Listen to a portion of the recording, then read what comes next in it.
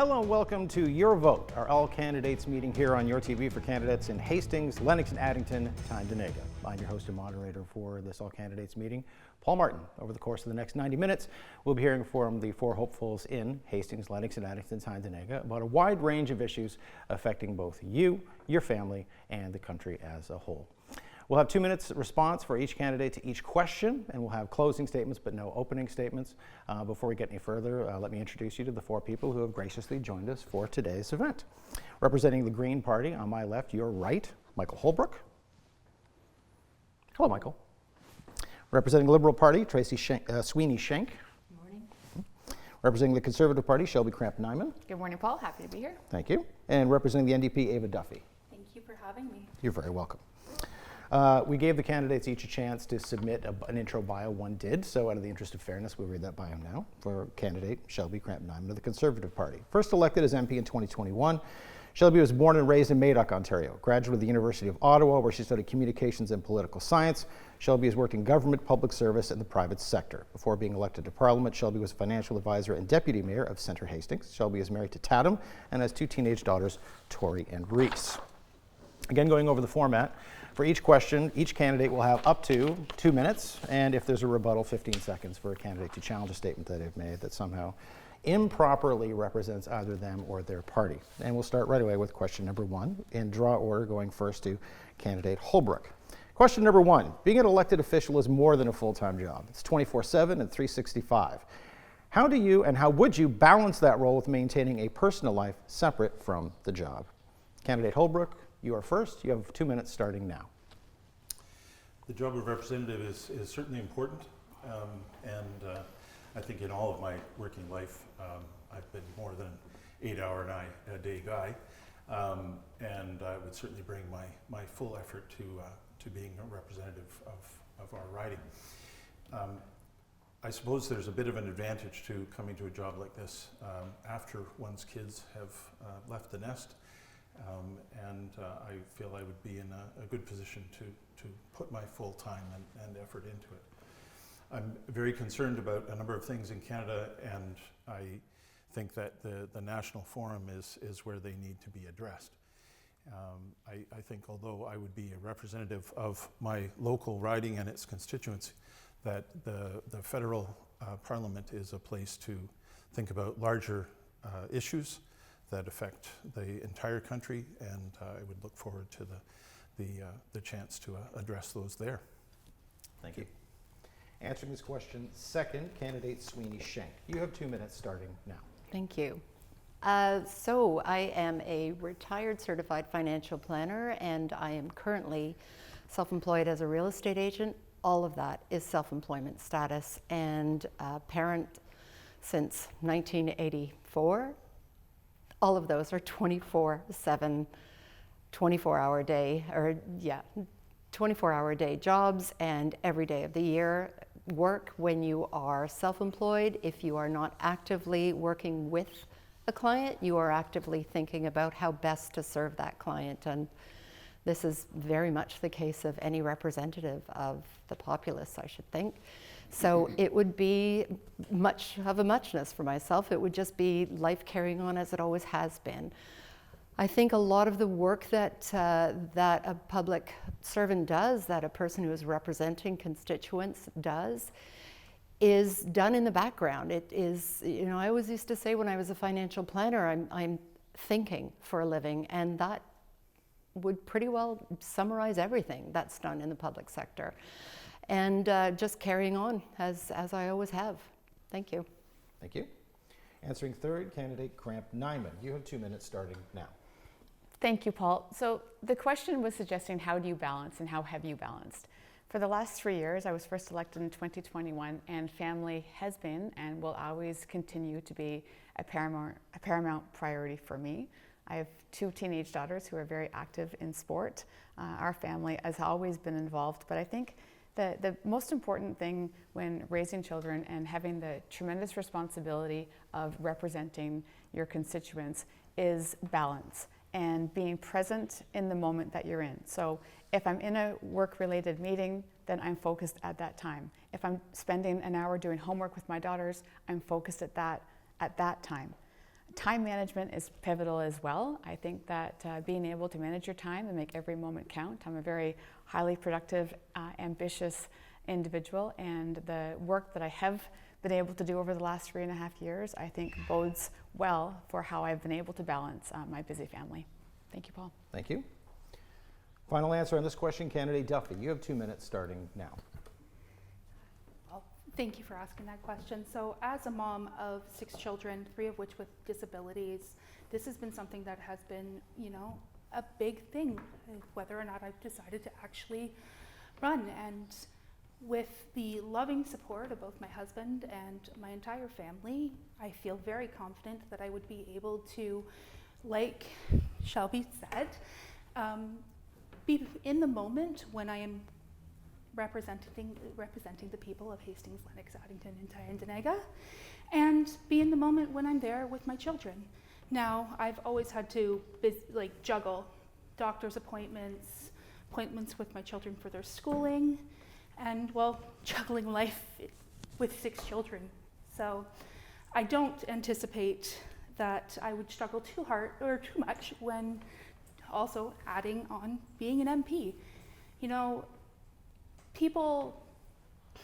Children are wonderful and chaotic, and so are people.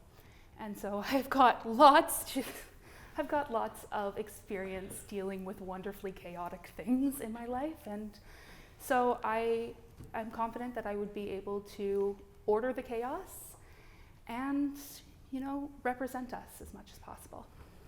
Thank you. Question number 2. Most parties have promised to plan on building more housing. What is your party's plan, and how would that affect people in our riding? Answering this question first, candidate Sweeney Schenk. You have 2 minutes starting now. This is a perfect question for me to start with. This is right in my wheelhouse. So the Liberal Party, of course, has introduced the Housing Accelerator Program, which is a means for different locales to actually help support the infrastructure and the financing of house building. But also in both my careers that I mentioned earlier, it is all about how to get into the housing market. If you're just starting out, how to wean your way out of it. If you are entering those sort of more quieter stages of your life, but the notions that were proposed this last week for home construction and what have you, bringing it back to a government-initiated program where we are funding the actual construction of units, much in the way that was done in the 50s. I don't know about everybody else here, but the first home that I could afford to buy was a post-war home.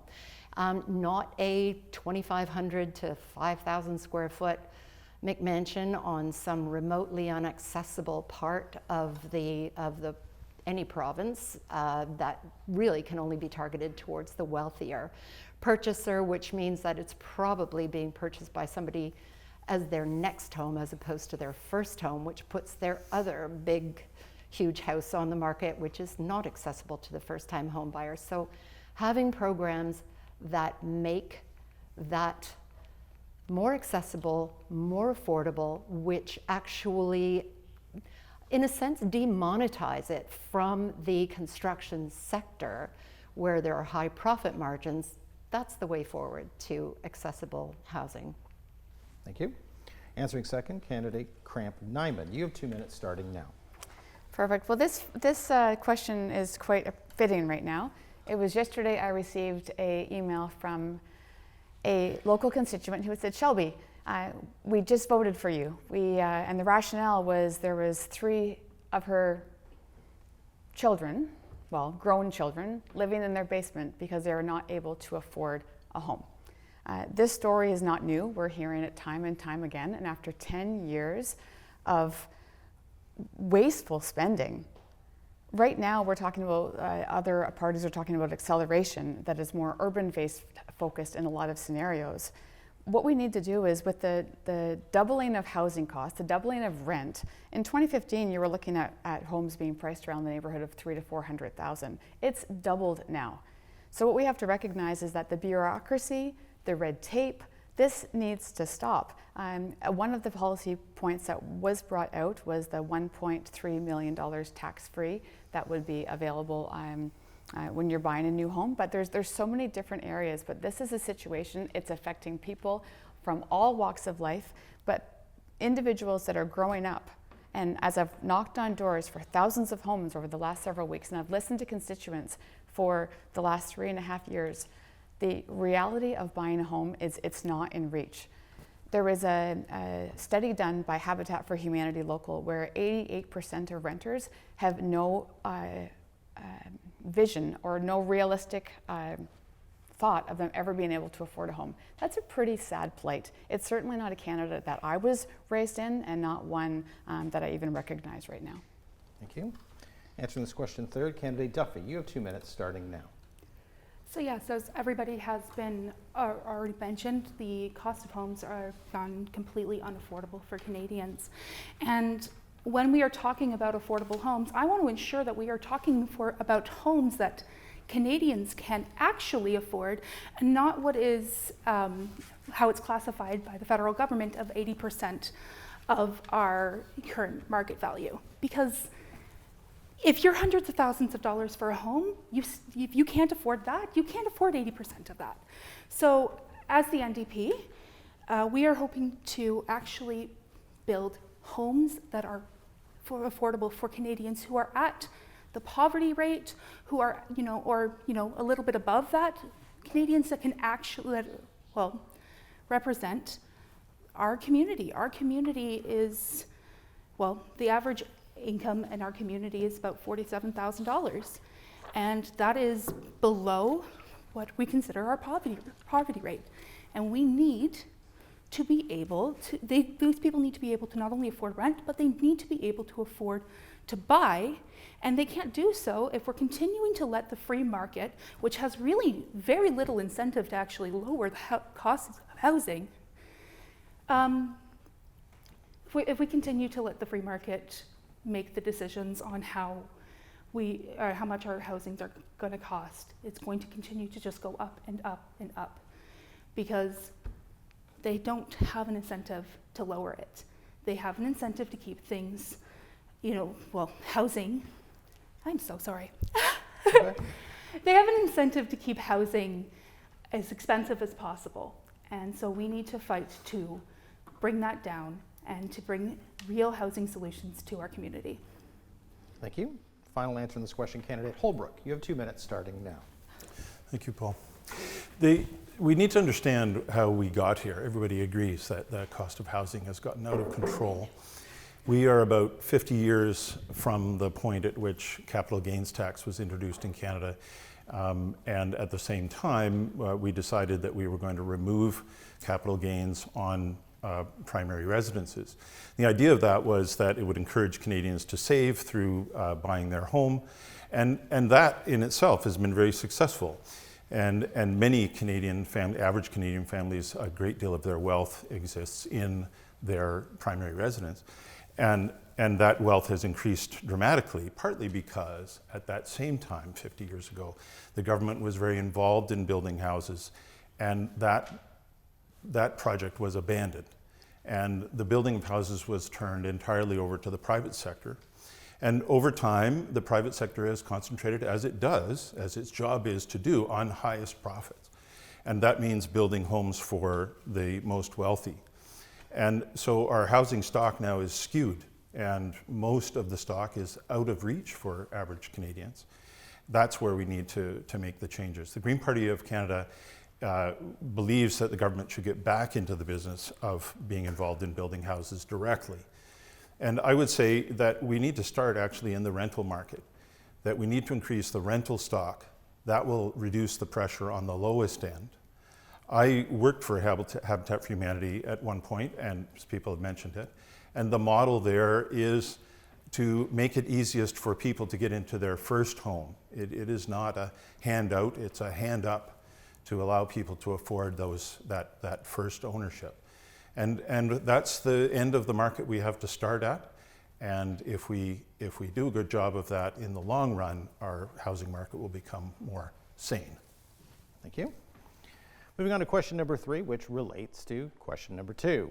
As most parties are talking about building more housing and, of course, also rental space, we also face a shortage of skilled laborers to do the actual work of building them. How do we encourage and train more people in the skilled trades to help build the homes and rental spaces that we need?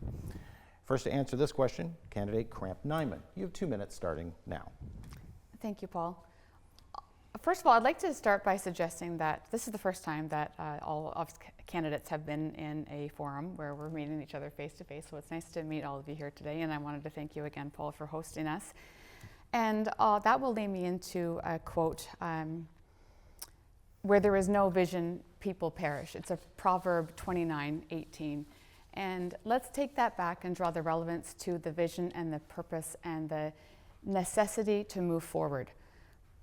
To answer your question more specifically with regards to laborers and skilled laborers, productivity is huge. Right now, there's a very scary stat that over 44% of high school students, once they graduate from high school, are not going into either trades and or university or college. They're finishing grade 12, and if they get to grade 12, and that's it. So let me repeat that stat. 44% are not going on to post-secondary education after high school. That's an alarming number. We need to, the reason all of us are here, regardless of political ideas, we are all wanting what's best for Canada. We all might have a different vision of how we're going to get there, but we need to motivate, encourage, and provide legislation and policy ideas for our youth that will enable them. And I'll actually suggest it's not just our youth, it's all ages that need to get into the workforce and be productive for Canada. We have such a wonderful country, so much to be proud of, and right now we're falling short. Thank you. Answering this question, second candidate Duffy. You have 2 minutes starting now. So, skilled trades are vital to our Canadian infrastructure and Canada as a whole in order to continue with building homes and, our roads, things along the lines of that. We need skilled tradesmen. Now, my husband is a skilled tradesman. He's an electrician for the Toronto Transit Commission. And I know firsthand how important those jobs are. Now, in order to, invite more people into doing those jobs and getting people to want to do those jobs, we need to make sure that those jobs are well paid. They have, they have unions and, other supports in case they get injured, because these jobs do have a high rate of injury. And a lot of people are looking at going into them and thinking, well, if I break my back, I'm never going to be able to work again. So if we want people in the skilled trades, we need to incentivize them into the skilled trades by, making sure that those jobs are well-paying, secure jobs, that they are going to be able to support their family on those jobs. And they are very long working hours. They're going to be able to support a family that might not be able to have 2 people working. When you're considering how long the hours are with somebody who's in the skilled trades, they might not have a partner who's able to, be at home and go to work or work part-time, things like that. And so we need to make sure that those skilled trade workers are being paid well enough and that their jobs are secure and safe for them.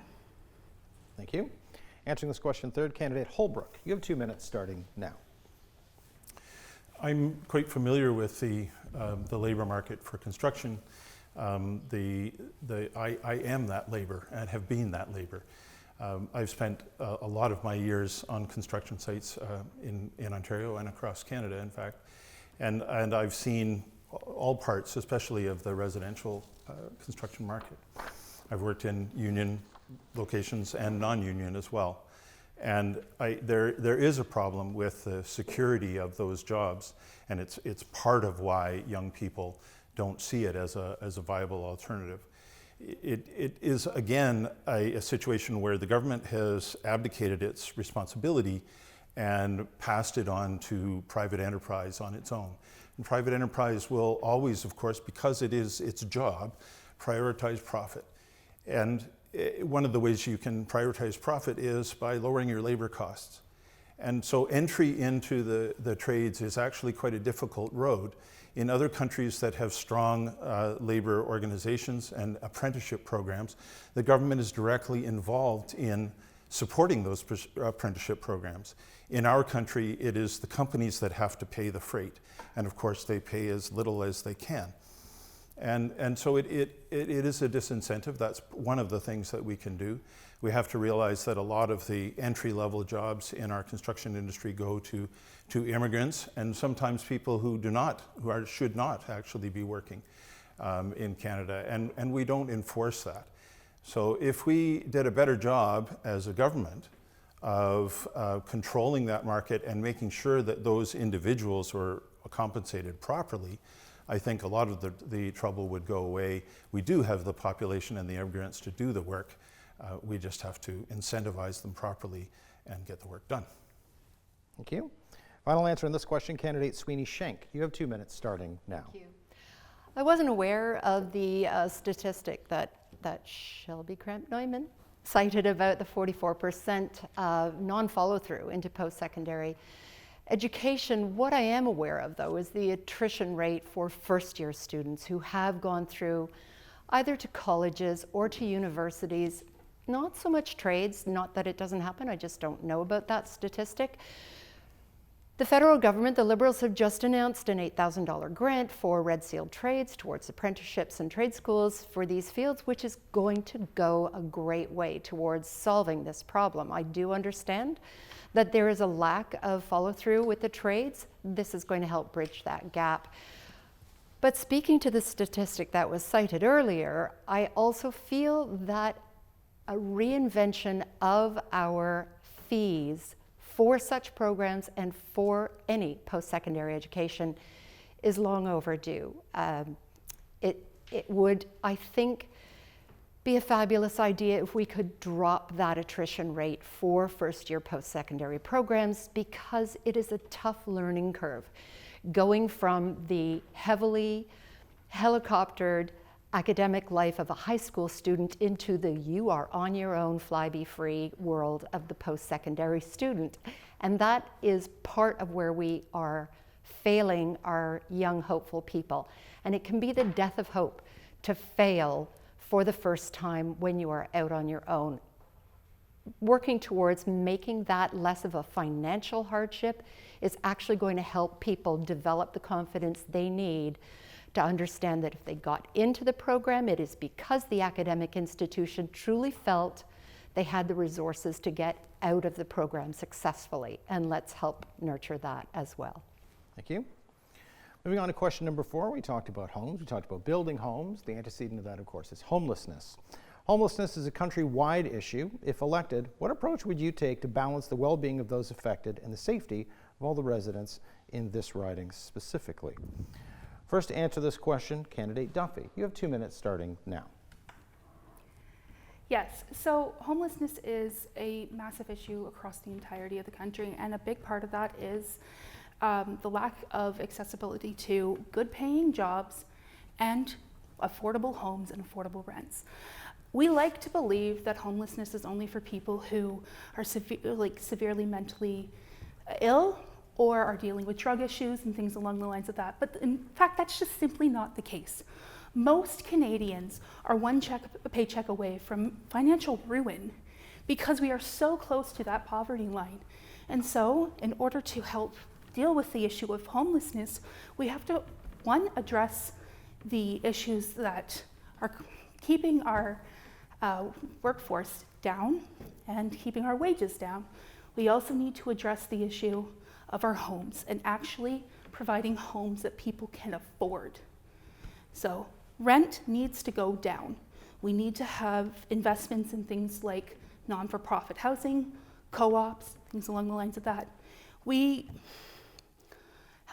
Homelessness is a very, very complex issue that includes impacts to our healthcare, our job markets, our homes, all that. And a lot of people get very angry when we see homeless people on the street.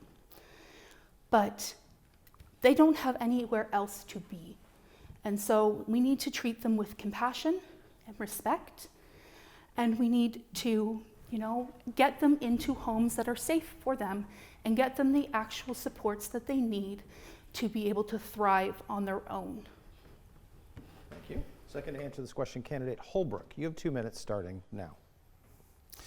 The homelessness problem is somewhat separate, I think, from the issue of affordability of housing. There's no question that that is part of the issue, and increasing accessibility to housing, particularly rental housing and social housing at the bottom end of the spectrum, is important. We need to invest in that, and we need to use all the tools, whether it's co-op, whether it's direct social housing, and that will help. But the mental health and addictions aspect of this is significant, and there's no question that in our healthcare system that the mental health part of it is sorely lacking, and the addictions problem has been getting worse and worse for various reasons, and we simply aren't putting the resources into it to solve it that we need to. So it's a combination of things. Many people who deal with the homeless and in fact addiction and other social problems will tell you that a sensible way to deal with things is to think of housing first. That it's very difficult to deal with the other issues that these people are experiencing if they don't have a safe place to be. So regardless of whether it is purely a affordability issue or whether it is a social or health issue, the housing needs to come first, but we also need to invest heavily in the addiction and mental health problems that we see. Thank you. Answering this question third, candidate Sweeney Schenk. You have 2 minutes starting now. Thank you. To your point, it is important to not conflate homelessness with housing affordability. And I think that by nature, just by nature of the rhetoric that has come up over the last, say, 7 years, during the last 5 of which the housing prices did escalate, and to separate the components that created these scenarios. So, for example, homelessness is often a situation of mental health. How did our mental health care become so disenfranchised from the bailiwick of the provincial government? My own husband is a now retired 40-year Toronto Police Services. When they started closing the mental health hospitals, the first line of defense ended up being in the very highly trained, but still not mental health specialist police force. So dealing with that as the one side of this argument, I think has to be the first resource for homelessness. With respect to housing insecurity, we need to start earlier, because you don't have to have a good job, by which I think we define it as financially lucrative. You need to have a secure job, and you need to have a good financial level of literacy. And that is where we can improve our options for the future. And moving forward, introducing financial literacy into, I would say, secondary education, so that when you are in the position to make choices, you can make them wisely. Thank you. Our first request for a rebuttal comes from the person who will be responding next, but since you did raise... Candidate Duffy, you had a rebuttal. You have 15 seconds. Please So go my ahead. question for you is that if we are saying that we need to talk a lot about financial literacy, the people who are, on the poverty line and they are renting because they can't afford to buy, what do you say to them then when their landlord raises their rent, as is their right to do, and suddenly they can't afford to live there regardless of how much financial literacy they have? Okay, if I may just hold on. Rebuttals are to counter a specific point. There is no format within this debate specifically to ask each other's questions. If you would like to rephrase it, or I will suggest you rephrase it as a statement as opposed to a question. But if you would choose to respond to that, you may. You do not have to, because there is no allowance in this format to directly question each other. So then my statement would be that when people are living so close to the poverty line in our riding, financial literacy can only get you so far. If your rents are raised suddenly, or if other costs make it so that you cannot afford rent, no matter how much Okay, How again, financially literate you that's are. exceeding the 15 seconds. Okay. So she's saying if financial literacy isn't enough, or saying that isn't enough, then what people do. 100%, but there's more backstory to, I think, what you are creating in your analogy. So people living at the poverty line, are they people who are in receipt of social benefits? Because I do understand that challenge. We have people very close to our family who live that life, Okay, who I again, help. we're exceeding the time constraints. Okay, If you okay. could- If you can just wrap up the point, please. No, I can't. Then Not that concise. that- It's complex. Yes, It is okay. complex. Social assistance fails. Final answer of the original question, candidate Cramp Nyman. You have 2 minutes starting now. Thank you. So homelessness. These are people, and people that have stories. 2 million people right now are in line up for food banks. We have renting costs that have doubled, and we have CAF members that are living in their cars, Canadian Armed Force members that are living in their cars. This is not okay, and I'm not satisfied with just, it's going to get better. We've had 8 years to get it better, and there's been nothing. With regards to homelessness more specifically, 50,000 people in the last decade have died from fentanyl or opioid overdose. This isn't just 50,000 people, this is 50,000 people and their families and their friends that have been affected by this. We look outside, we go for a walk in the northern part of the riding, in the southern part of the riding. In almost all communities, there is some element of people that have this story and are living the horrors every single day.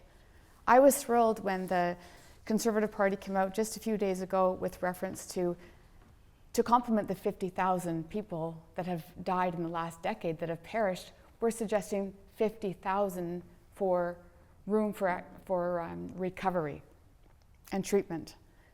This isn't going to be a Band-Aid fix. It wasn't broken overnight. It's not going to be fixed overnight, but there has to be efforts to move forward. We've had 8, 9, 10, almost a decade of time to have this fixed. It's really disappointing and frustrating and motivates me to move forward and champion these causes. Thank you. Since we've just completed our first round of questions, I'll remind everyone that you're watching Your Vote on YourTV Quinte, our all candidates meeting featuring the candidates of Hastings, Lennox, and Addington, Tyendinaga. Moving on to question number 5. Being able to work with others is a must for MPs. Can you tell me one idea or policy that you agree with one of your opponents, also co-candidates, I would phrase it, about? First to answer this very interesting question, candidate Holbrook. You have 2 minutes starting now. The Green Party of Canada, I'm sure, is seen as an alternative voice to the traditional governments. The other traditional alternative voice is the NDP. And I think in some ways the Greens and NDP share a number of policies. I think our general approach to compassion for all Canadians and a recognition that the working class in Canada have had a pretty raw deal means that there are a number of policies there. Strength in labor relations and unionization, I think, is an important piece. And so we very much see eye to eye on those matters. Thank you. Answering second, candidate Sweeney Shank. You have 2 minutes starting now. Thank you. Interestingly enough, when I first became interested in the Liberal Party, I was also taking a political science course way back when at McGill. Père Trudeau was actually the Prime Minister at the time. And our lecturer, in no uncertain terms, said that the Liberals are the NDPs 20 years later. And I don't know if that timeline still stands to reason, but I do believe in socialized medicine. I do believe in the policies that the leader of the NDP helped support the Liberals to push through in the last few years. And I do believe in a collaborative and cooperative parliamentary process. And the Conservative leaders of old were much more inclined to behave collaboratively and progressively, whether or not they were on the opposition side or in leadership role. And I think that that is the way to move forward as a nation, is with cooperation and collaboration, irrespective of who's got the big seat. Thank you. Answering my question third, candidate Cramp Nyman. You have 2 minutes starting now. Thank you. So to answer the question with regards to working with other parties and what policies that I would complement from another party, I'll start by suggesting that as a member of Parliament, it's extremely important to recognize, and my parents, my father in specific would have taught me this, you have to know when to put your partisan hat on and when to take it off. I'm a staunch believer, and many of you know that I can be very partisan and I can say it the way it is and I can be very firm with my conviction, but I also have to recognize that without collaboration, then this is where we're in trouble. And the respectful dialogue, it's okay to disagree with people, but you can disagree respectfully. And I think the importance of being able to, just because we've been in opposition for the last several years, if the governing party comes out with an idea, we're not just going to go against it because they're the Liberals. No, if there's a good idea, by all means, this is when you'll see support for it. Whether it was for funding to complement those that were having issues during COVID. I agree 100%. There was a time and a place. Did the tap stay on for too long? Yes. But in principle, I do agree that that was needed for relief. It's the same sort of scenario that we'll be looking at with businesses that are being impacted by that of the tariffs from our southern border. And I think this is something that there's some similarities, but it's how long is the tap on and how long and how much is there. So of course, I'll be willing to compliment and give credit where it's due, but I think the importance of collaboration and working with others, especially at the committee level, is where the magic happens, is where you can really move the needle on some items. Thank you. Final answer on this question, candidate Duffy. You have 2 minutes starting now. So collaboration has been the point that the NDP has been strongest on. We've had to work obviously very closely with the Liberals over the last government, and in doing so we got a lot of our policies that were near and dear to our hearts passed and out to Canadians, including things like dental care, the pharmacare that we did end up getting through, and the COVID relief. And so we historically very much are cooperators, and we have to cooperate together. Shelby came up with a very good point there, is that we have to collaborate in order for our entire community to thrive. We have to work together and listen to each other's opinions and how they feel like we should be solving issues. However, that being said, I think that one of the things that I do agree with the Conservatives is that we do need more investment in treatment for mental health or for addictions, but I feel like they need to prioritize mental health and how we prevent people from getting into addiction into the first place. So I agree, we do need a lot more investment into addiction services and helping people get off of substances, but we need to do so in a way that prioritizes mental health and prioritizes them as people as well. Thank you. Question number 6. If you had a magic wand, what would you like to see done in the riding overnight? So casting aside all boundaries, all restrictions, you have the unilateral power to do these things. What would be the thing you would like to have done in the riding of Hastings, Lennox, and Addington, Tyendinaga overnight? First to answer this question, candidate Sweeney Shank. You have 2 minutes starting Figures.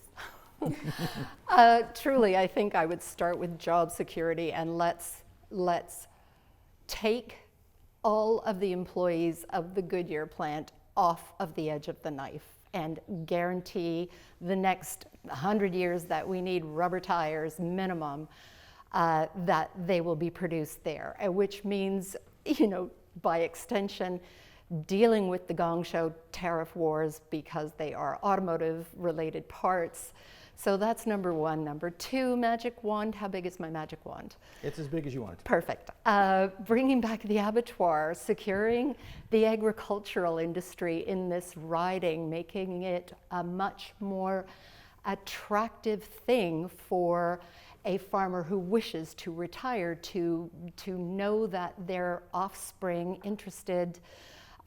can afford to be interested in maintaining the farm. So, one of the policies that was introduced is actually enabling easier and more affordable loans for agricultural equipment.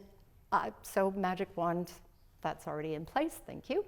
But truly to bring economic stability so that we can keep the next generation in this riding. I have 4 adult sons, and 3 of them had to seek their metaphorical fortunes elsewhere. They're all military, so well done them. There's not a big demand very, very locally for that. So they are abroad, or they are on the West Coast with Canadian and British military. But our youngest, it's not easy to find gainful, challenging, lucrative employment without the security of the infrastructure and industry in this riding.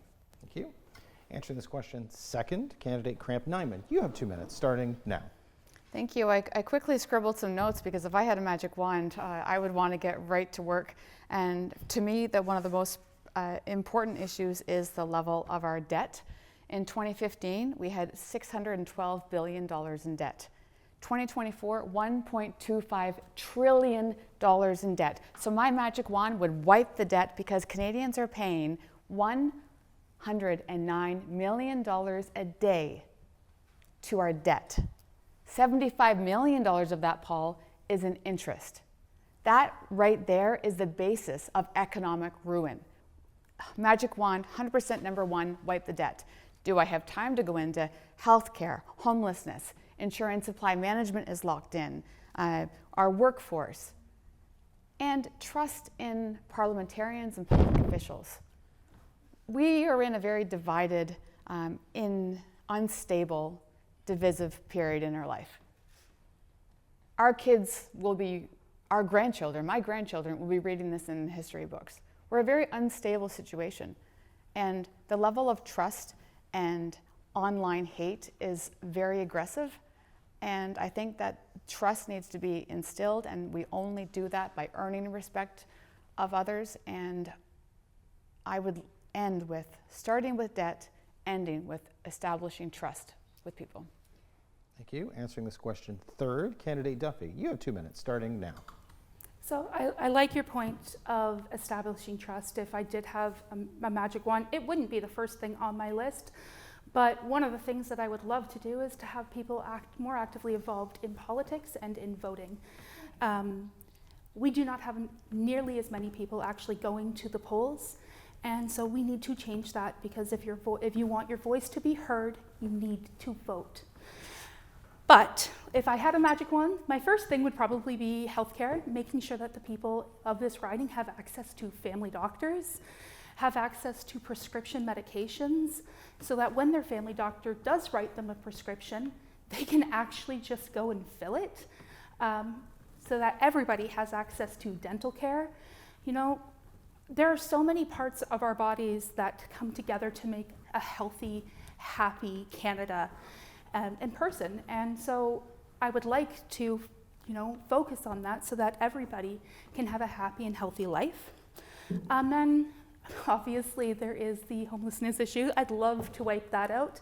And I'd love to have people, be in homes that are secure for them and that they know that they are going to be able to afford for years to come, and not concerned about whether or not their landlords are going to increase their rent next year, or whether or not they're going to be able to afford both their bills and their rent or their mortgage. So, and then lastly, I'd like to be able to, work on our environment and bring our environment back to a place where that it's healthy and we're not getting, snowstorms in April, hopefully. Thank Thank you. Final answer to this question, candidate Holbrook. You have 2 minutes starting now. This is a very unfair question. And It is what it is. And 2 minutes is nowhere near long enough to give my magic list. I don't really believe in magic, and so I'd like to talk about reality. President Trump says that we don't have anything that he needs. The truth is that we have everything that everyone in the world needs and wants. And to bring it down to our riding, this is a riding with resource history. We were really the first center of mining in Canada. We have a strong forestry industry. We, of course, have a strong agricultural basis. We have access to the Great Lake Ontario. How is it that this riding has one of the lowest per capita income? How is that? What's wrong with our economy that a place with the kind of resources that we have here, the kind of potential we have here to have a self-sustained, successful local economy is in the state that it's in? It's because our economy is out of whack and the way we're running it is. So if I could come back to that magic wand, I would tap it to bring this location as well as every other riding in Canada to the point where as much as possible we are concentrating on our local economy being self-sufficient, and that is what will get the people involved in politics and involved in making decisions, because they'll be able to see and feel them and to really feel that they have a voice because they'll be taking direct part. So that's my magic wand. Thank you. And with the end of that answer, we'll now take a quick break. We'll return for the second half of our all candidates meeting in Hastings, Lennox, Addington, and Tyendinaga. This is your vote on YourTV Quinte.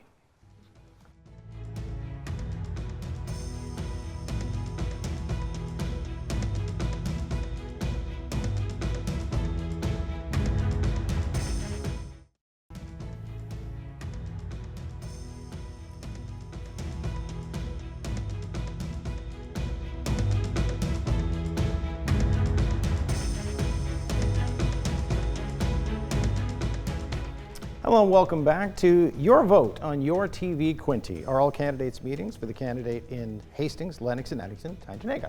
I'm your host and moderator, Paul Martin. We'll go right back into it with question number 7. If elected, what policy or campaign promise do you want done on day number 1? So this is not the magic wand we talked about before the break, which is everything. What is the first thing on the first day? First to answer this question, candidate Cramp Nyman. You have 2 minutes starting now.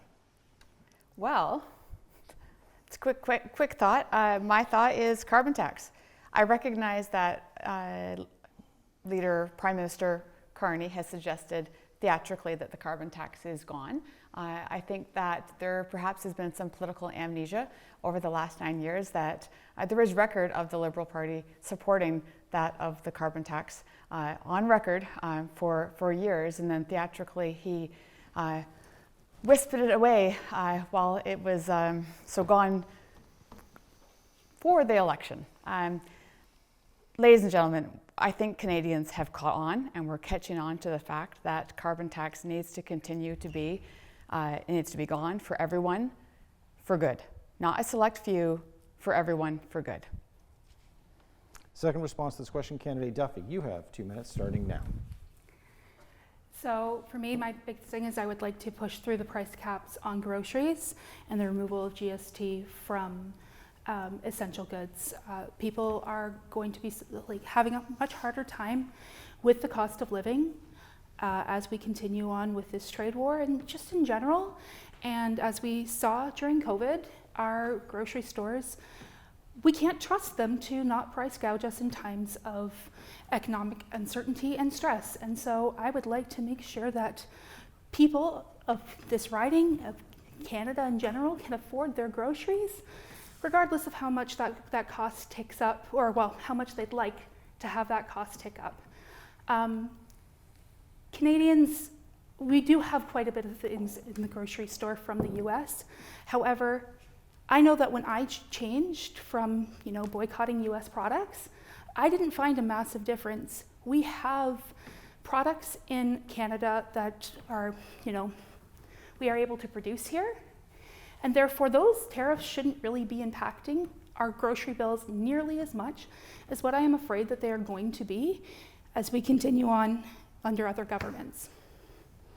Thank you. Final response to this question, candidate Holbrook. You have 2 minutes starting now. We're talking about a lot of different issues, and we'll talk about more. But the biggest one in Canada, and the cause behind most of the issues we're going to talk about, is income inequality. It is at its highest in Canadian history. And let's be clear, in the world, there are many countries that are worse. And we are headed in that direction, and we do not want to go there. Green Party of Canada is proposing a significant change in taxation. We are proposing that federal tax be eliminated on the first $40,000 of earned income. That's a massive change, and it is not intended to be an increase to the national debt. It is intended to be revenue neutral by increasing the taxes on the most wealthy in Canada, who have had a very good ride in not just the past 10 years, but much longer than that, and on corporations that are frankly not paying their share. That will change a lot of the picture, and so that would be my choice for day one. A lot of the other problems will be much easier to solve once Canadians feel secure financially and are able to keep what their hard-earned work earns them. Thank you.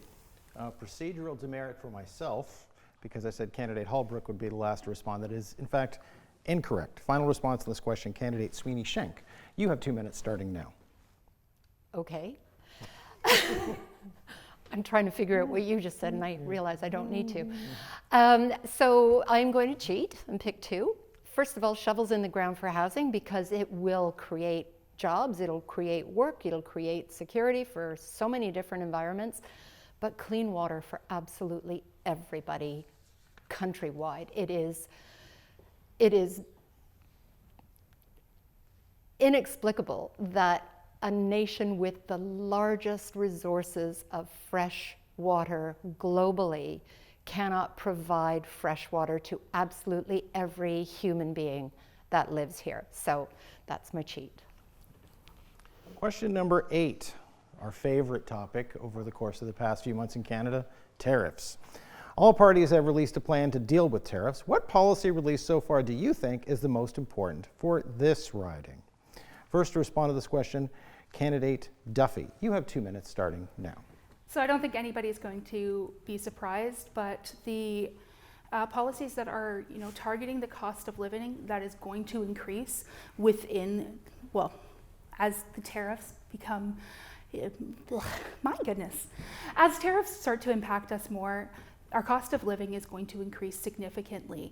And so I think that we need to help Canadians keep their elbows up by ensuring that we have a solid EI program that benefits more Canadians with enough money that they can actually afford to keep their homes and pay their mortgages and rent quickly. That's number one. I think we need to make sure that we have that. And then, going forward, we need to ensure that we have dental care and pharmacare, because as costs of other things are going up, we don't need the cost of medication also going up for Canadians. I would like to have that completely removed for all Canadians if possible. Last is, those price caps on groceries that I have been talking about quite a bit lately. The impacts of tariffs is right now our groceries are going to get a lot more expensive. We, as Canadians, we need to start holding billionaires accountable and start making them pay their fair share. And you know what? They need to help Canadians keep their elbows up as well by helping us not have such an increased cost when it comes to these tariffs. Thank you. Second to respond to this question, candidate Holbrook. You have 2 minutes starting now. It's difficult to pin down to a single action that needs to be done. Part of the problem is that we're going to have an immediate response, as well as we need a long-term response. I actually have some faith that whatever party is in power, after being through COVID, that we understand how to make immediate responses. And contrary to what many people say, our country is not broke. We are a very wealthy nation, and we are very capable of taking care of our people, and we simply have to have the will to do so, and I think it's there. The question is what to do longer term. We have an economy that's based on resources, and talk about the history more, but what happens a lot is the rip and ship approach to resources. A lot of our resources leave this country without any value added before they go, and that is a real detriment. It's great for profit, but it is not great for retaining value and wealth here in the country. So the Green Party of Canada has suggested another fairly significant shift, and that is to create strategic resource reserves. And the idea would be that we would do this through crown corporations who would purchase resources from the companies that extract them and provide a buffer between us and the rest of the world. This would be essentially revenue neutral from a fiscal point of view, because the crown corporations would be spending the money but then holding the resources, which have unequivocal value. What this would allow us to do is to respond when we are being abused, for instance, from the South, to hold the resources until we can sell them at a better price, and presumably to do some of the processing here ourselves and increase the value. That's time. Thank you. So to answer this question, candidate Sweeney Shank, you have 2 minutes starting now. Thank you. You know, to Eva's point, the first response to the tariffs is elbows up. So well done, absolutely every party that's represented here. We all agree with that. But further to this, we have to remember that Trump failing to add a further increase to his already unlawful tariffs is not a reprieve. If somebody is hitting you and they say they're going to hit you harder and then they don't, we don't thank them for just hitting us. We have been speaking about Mark Carney with 2 honorifics. Mr. Carney up until a month ago, Prime Minister Carney now, and the one that everybody fails to use is Dr. Carney. He is well-educated, well-placed, well-practiced, and beyond capable of planning our way through this. He has the wit and the brilliance that was recognized by Prime Minister Stephen Harper when he brought him to work collaboratively with Finance Minister Jim Flaherty, and it helped us get through the 2007-2008 financial meltdown that profoundly affected the United States and the United Kingdom. The United States specifically had more housing debt than it had housing value, not equity, but value, by 2009. We escaped that because of collaboration between the Conservative Finance Minister, Jim Flaherty, and our now Prime Minister, Mark Carney. He also planned for Brexit, for the UK to get through that without sale. The man has the ability to think and plan around corners, and that is the way through these tariffs. Final answer on this question, candidate Cramp Nyman. You have 2 minutes starting now. I'll start by acknowledging that we will never be the 51st state. 2 main points: we need to build pipelines coast to coast to coast to unlock our energy, and a national energy corridor to strengthen our infrastructure. We have to recognize that the CUSMA agreement needs to be accelerated and negotiated. At that point, the tariffs would definitely be paused. And also, on top of that, Prime Minister Carney at this point is suggesting that he wants to keep our clean and ethical oil in the ground. We can't do one with comments like this. So we need to continue to build pipelines and, like I suggested, the energy corridor. I think what we've been doing is spending a lot of time focused on who will best manage the relationship with President Trump. But I would suggest that we need to shift the mindset. And it's not necessarily who will have the best relationship, but who is going to rebuild Canada and focus on the resilience that we can have here at home, because it matters. It's our country, it's our future, it's our economy. Right now, how things are rolling, everyone is in disarray and there's a lot of disorder. Thank you.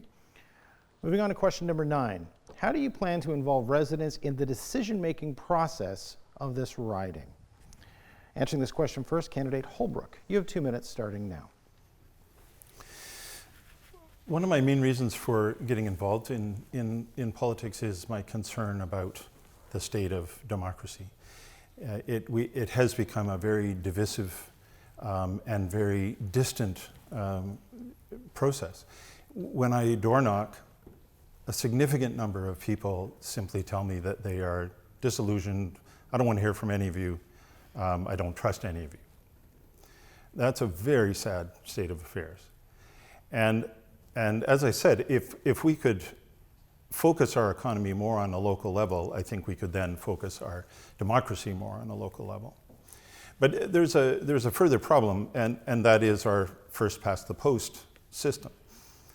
So it has been quite a long time since a Canadian government was elected with more than 50% of the vote. In fact, we bounced back and forth between the Conservatives and the Liberals, often with governments being elected at under 40%. So where's the rest of the voice? Because in Parliament, parties, the main parties, have strict party discipline. And while Shelby mentioned committee work, the truth is that when it comes to voting, the major parties follow that discipline. So how does a representative represent directly their own riding when they can never step away from that party vote? The Green Party of Canada has a strict policy that representatives of the Greens are free to vote their conscience. And that, I think, is one of the keys in what we're offering. And it's at least a step in the right direction to more direct participation. Second to respond, candidate Sweeney Schenk. You have 2 minutes starting now. So 2 ears and 1 mouth. This is the message that is just drilled into us as financial planners when we need to understand what it is that is truly at the heart of what a person or a family is the most fearful about. And listening is a forgotten skill, and this is a gigantic riding. It goes from the middle of Lake Ontario to, I think, Santa is in our riding. So we need to address how do we hear the voices from all the different things. My campaign manager and I were joking about getting a wrap on a bus and just going around, but I think that's the most important thing, is to get involved with absolutely every aspect of this riding and give the people who are in the far-flung reaches the opportunity to know that they will be heard. So having said that, bringing this down to this level and to what you spoke about, but maybe not in this specific, I was working with the Invictus Games last month at the protocol team, and the head of the protocol team is from Australia, and he knew that I was about to do this, and his second thing was, well done you. His third thing was, why don't you have mandatory voting in Canada? So I don't even know if that's ever been tabled as a notion. But when you have a 66% voting turnout that you're really excited about, you know that you are only actually representing, I mean, you're representing everybody, but you're only actually voted in by the most extremely impassioned voters and not those who have given up hope that their vote counts. So I would think about that as a projective policy. Thank you. So for response number 3 of this question, candidate Cramp Nyman. You have 2 minutes starting now. Thank you. So being a voice and representing all is extraordinarily important, and it's not an easy task.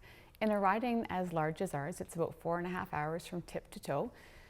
So for the last 3.5 years and a decade prior to that, I was in and out of whether it's legions, lion clubs, local fairs, schools, municipal offices. And I think being able to be willing to listen and not be sold on an idea before you get there. Be willing to listen and advocate for your constituents is really important. Speaking your mind and having conversations and sitting in coffee shops. Being a constituency MP is extraordinarily important. Sometimes when people get elected, they go to Ottawa and they think, okay, I'm in the Ottawa bubble, I'm going to fix it all. It doesn't work that way. So when I'm in the riding, which is about half of the year, and if indeed I am honored to earn that role to go back to Ottawa, when I'm in the riding, I'm all over the place. I visit as many different communities and I help as many different people as I can. And with that, for the last 3.5 years, because of the size of the riding, we've had offices in Napanee and in Ivanhoe, mobile offices in Maynooth, Flinton, and Tyendinaga. It's really important to be accessible and willing to listen. And when people email me or call me, I do my damnedest to try and get back to them. There's over 100,000 people in the riding. I can't get back to everyone, but all of us here collectively really need to make that effort to connect with people if and when they have concerns, and rely on our tremendous teams that we have around us of support. Thank you. Final answer to this question. Candidate Duffy, you have 2 minutes starting now. So while I have been knocking on doors, one of the things that I have been very privileged in hearing is that I give people hope. I give people hope that their representatives are actually going to look like and have the same struggles as them. We need hope in order to actually get people out to the polls and actually voting. They need to have enough hope that the people that they are voting for are going to get in, or at least that the people that do get voted in are going to work and fight for them. Now, that being said, I agree that the first past the post system needs to just end. We need to have election reform so that when people are really, really hoping to vote NDP or Green or Liberal, but they are, more conservative, and they're debating between who to vote for, they're able to rank, or however we end up deciding to do it, the people that they would like to represent them. This will bring more people into politics generally. It'll bring more people emailing us. It'll bring more people coming up and talking to us because they feel like they actually have a voice in their representation. The way that we are currently doing this, people end up feeling like they are voiceless as soon as their party doesn't win. And we need to stop that so that all Canadians feel like their voice counts, their vote counts, and therefore they are, inspired to actually come out and interact with us. Thank you. Question number 10. The rising cost of living is becoming a real issue for people, especially in low-income situations. What is your party's plan to help these people and families?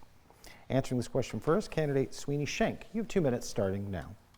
So rising cost of living. Yeah, this is both a measure of natural inflation, what we went through during the pandemic with supply chain issues, where, to the point you spoke about earlier, the commercial greed, the profit margin greed of grocers, and I don't mean the small ones, I mean the large institutions.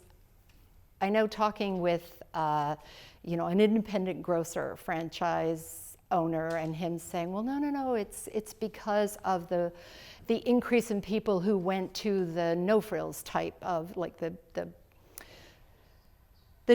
more discounted franchises of the same sort of pyramid empire.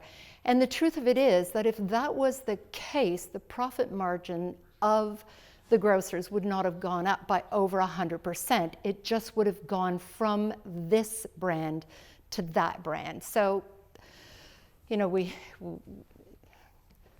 guess we're not allowed to swear here, right? So no. I would encourage against it. Yeah, okay. So we've called you on that one. Affordability becomes a big challenge when we are dealing with the metrics and the cards that we were dealt during the pandemic. We have to remember too that housing costs accelerated so much because of the value disparity between the major city centers and the people who were fleeing the centers to come out to our more picturesque and rural ridings. They came with their pockets of cash from their multi-million-dollar homes that they paid $500,000 for 10 years earlier, and helped inflate the prices of the houses here because the interest rates were so low. So it is a complicated spider's web, and there's no one answer. Thank you. Answering this question second, candidate Cramp Nyman. You have 2 minutes starting now. So going door to door over the last several weeks and listening to people of Hastings, Lennox Addington, Tyendinaga over the last several years, what people are wanting right now are ideas and solutions. They're really tired of the negative rhetoric. They want solutions, they want positivity, and I can certainly vow that I'm a very glass half full kind of person. So I'm going to speak to an idea with regards to the individuals who helped build our country, our seniors, my grandparents, my great-grandparents, people perhaps that are tuned in watching today. Thank you for,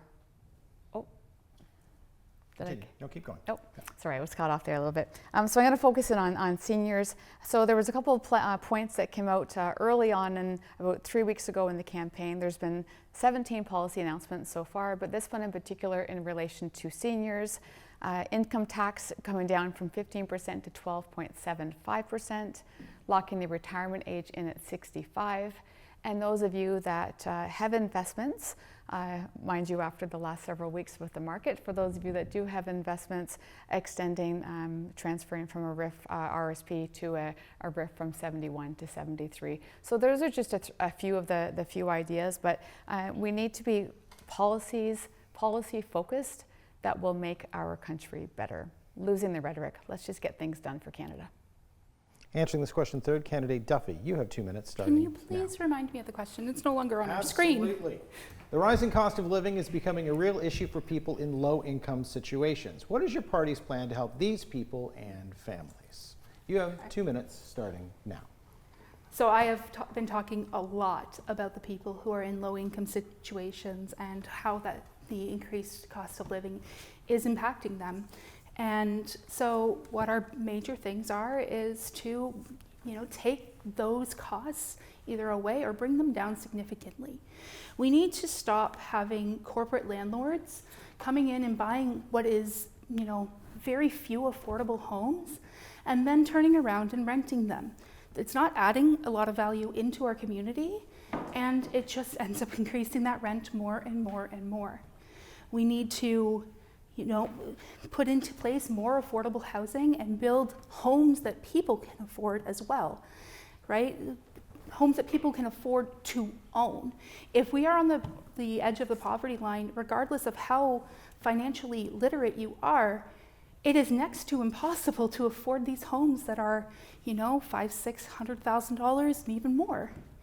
And so that's one of the big things that we would like to also implement is homes that people can afford, co-ops, non-for-profit housings, things along the lines of that. And then speaking to removing the GST off of essentials. So things like your phone bill and your heating bill, as well as diapers, kids' clothing, things like that. When we saw the tax break over Christmas, it did, well, at least for my family, it really did reduce our costs. And I know that for the people of our riding, it really did help them get through Christmas and the stress along the lines of that. And so I feel like we should be giving the people that relief, continuing on from this point. People's lives are getting less and less affordable, and we need to make positive changes that impact people directly, not billionaires. Thank you. Final response to this question, candidate Holbrook. You have 2 minutes starting now. In some ways, this is not such a complicated issue. It needs to be dealt with immediately, and the tax reform that I referenced before, I think, is the quickest answer. Income inequality is, as I said, at its highest level ever. And a significant tax reform is the way to do it. So the removal of federal tax below $40,000 in income is the way to make the impact on lower income Canadians, make it immediate. I think we have to think about more in the long term. How did our economy get so skewed? and how do we change that? Housing is the most obvious case that's in front of us. We talked about it all through the provincial campaign, and we're talking about it all through this campaign again. That is not a simple problem to solve, partly because we have given over so much of our retirement income into investment in our homes. So if we do something to reduce the value in the market, which might help at the lower end, we're going to be hurting the very retirees that we want to help. So it's not so simple, but the beginning is that tax reform. And to solve things in the long term, we have to look ahead. Manufacturing has been hollowed out by free trade. We are hoping that we can bring the money home, but will we bring the same kind of economy home that we had before? The truth is that offshoring has cost a lot of jobs, but that automation has cost just as many, if not more. And when these businesses return to North America, if they do, they are going to require less labor. So how do we take care of people? And I'm running out of time, but I will say we are going to have to look in the future at some kind of guaranteed income, and I'll try to come back to that. Unfortunately, we won't be able to have time to come back to that, except, of course, in your closing statement. We've now crossed the point where we have less than 10 minutes left. Closing statements for this event allow for 2 minutes. We have actually just a little over 2 minutes per candidate, so we'll be a little lax, and if you want to go to, say, 2:10 or 2:15, I want you to have a chance to express yourself freely. Again, you're watching Your Vote on YourTV. Quinte are all candidates meeting featuring the candidates of Hastings, Lennox Addington, Tyendinaga. Before you begin, let me say again on behalf of everyone here in the riding, of which I am a member and will be going out to vote promptly either before or on April 28th, thank you for putting your names forward for supporting democracy, your parties, and all of us. We now proceed to the closing statements, done in the order which we held the pre-event draw. We will begin with the Green candidate, Michael Holbrook. For your closing statement, candidate Holbrook, you have 2 minutes, starting now. I've said a number of times I want to think about how we got here. And here's how I got here. My parents are both from long-standing, proud Canadian families, English and Irish immigrants on one side, loyalists, including veterans of the War of 1812 on the other. A previous conflict with our neighbors to the south. I was actually born in the United States when my father was at school there, and we also traveled in Latin America. I had lived there and spent time there. And what I saw in my early life gave me strong political views from early adulthood. In my early adulthood, in one of my first federal elections, what I witnessed was a situation which you may be familiar with. The Canadian populace was completely fed up with a certain Mr. Trudeau. And there was a young firebrand conservative on the scene named Ryan Mulrooney. And he campaigned and won on the idea of being against free trade, that it would threaten our sovereignty. And he won on that basis. And then he very quickly changed his mind and negotiated the first free trade agreement. I was furious, and I was very worried about our sovereignty and what it would do to our susceptibility to the American way of doing things. And at the end of his 2 terms, most Canadians seemed to be fed up with it too. And they turfed him out. In fact, the Conservatives went down to just 2 MPs. But sadly, both Liberal governments and Conservative governments ever since then have stuck with that plan. And I truly believe that the freewheeling nature of that plan, while it's provided a lot of wealth to Canada, has resulted in this income equality that we are facing. And we need to reverse that. And I believe that the Green Party policies are the best way to do that. Thank you. Second closing statement, representing the Liberal Party, candidate Sweeney Shank. You have 2 minutes or so, starting now. Thank you. Yeah, interesting. This is the one and only time I can truly believe that we are in the election of our lives. So all of the issues that we have been talking about today are important, but the first one is our sovereignty, and the second one is our economic ability to thrive and to reinvent how our manufacturing industries are functioning in an interwoven connection with other nations. We need to isolate our productivity, reinvigorate our manufacturing processes so that we can build a metaphorical fence protecting the economic lives of all constituents in every riding, no matter who the MP is for that current parliament. That's important. This is a priority, but this doesn't put the more individually important, this is what affects my daily life issues on the back burner. These things can be done collaboratively. These things can be done at the same time, concurrently, as building all of our other resources. We spoke very briefly about defending our nation's sovereignty, but truly the defense mechanism that we have in place now, shoring that up, the trickle-down effects of all of these different policies coming into place is what is going to, in unison, make this nation stronger. So a leader who can listen to all of these things, bring them all into play, work with other parties and MPs to make sure that we move forward, that's the goal that I see for us now. Thank you. Third closing statement, Conservative candidate Shelby Cramp-Nyman. You have 2 minutes starting now. I'd like to start by giving Canadians a lot of credit.